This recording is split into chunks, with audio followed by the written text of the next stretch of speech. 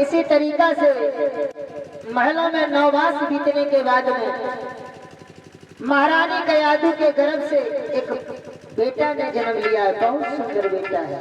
ऐसा ही नहीं, इधर हिरण्यकश्यप भी बहुत खुश हैं। तो ऐसा ही नहीं महाराज, धीरे धीरे सियाना भयो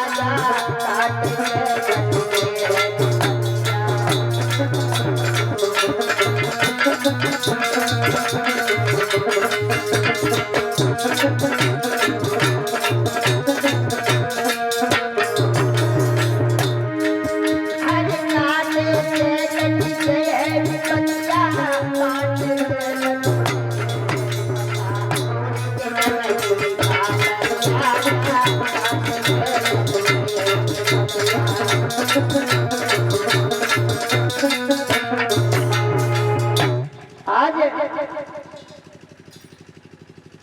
इस तरीका से जब पुत्र ने जन्म लिया है तो उस बेटा का नाम ब्राह्मणों ने प्रहलाद रखा।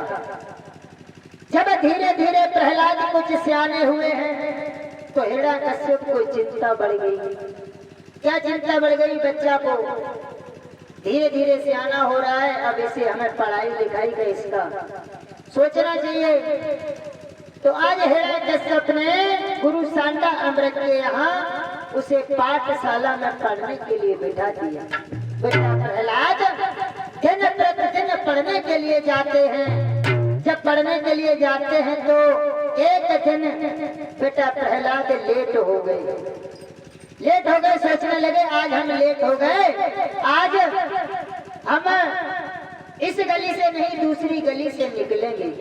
तो आज दूसरी गली से होकर के निकले हैं तो बेटा प्रहलाद के कानों में कुछ रोने की आवाज पड़ी। जो रोने की आवाज पड़ी तो देखा है, और तो रो इसलिए रही थी, एक कुम्हारी के आबा के बीच में 4 बिल्ली के बच्चे बंद हो गए थे, अग्नि प्रचंड कर दी थी।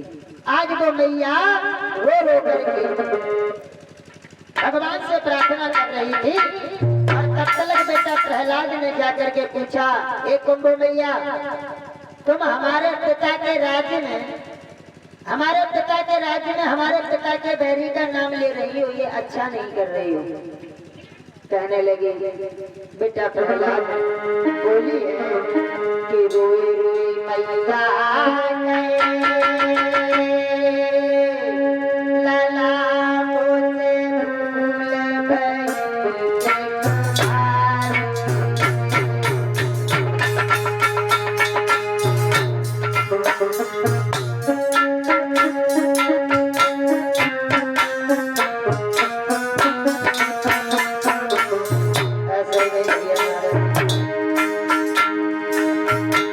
रोई रोई मैया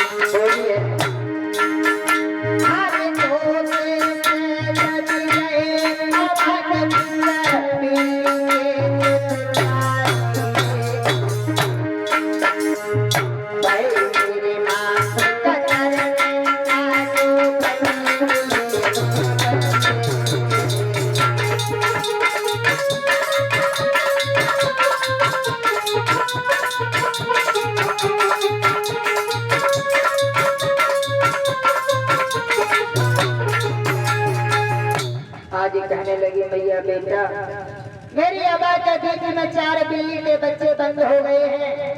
प्रहलाद कहने लगा तुम्हें पूर्ण विश्वास है बच्चे बच जाएंगे? कहने लगा अवश्य बचेंगे। प्रहलाद कहने लगे ए बुढ़िया अगर बिल्ली के बच्चे बच गए तो तुझे हम बधाई दे करके जाएंगे, अगर बिल्ली के बच्चे नहीं बचे तो हम तुझे तलवार से तेरी गर्दन को काट करके ले जाएंगे।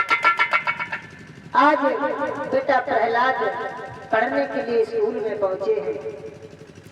जब स्कूल में पहुंचे हैं तो जाकर के बेटा प्रहलाद ने पाठशाला में दिन बिताने के बाद में अपने घर पहुंचे हैं शाम को, और इधर मैया भगवान से प्रार्थना कर रही है। प्रार्थना कर रही है, हे प्रभु अगर हमारी बिल्ली के बच्चे बच गए तो हम तुम्हारा एहसान नहीं भूलेंगे, अगर बिल्ली के बच्चे मर गए तो हम भी जाएंगे, क्योंकि वो राजा का लड़का है। तो ऐसा ही नहीं भगवान से प्रार्थना कर रही है नारद कि हरि गुण गाए रही, कि हरि गुण गाए रही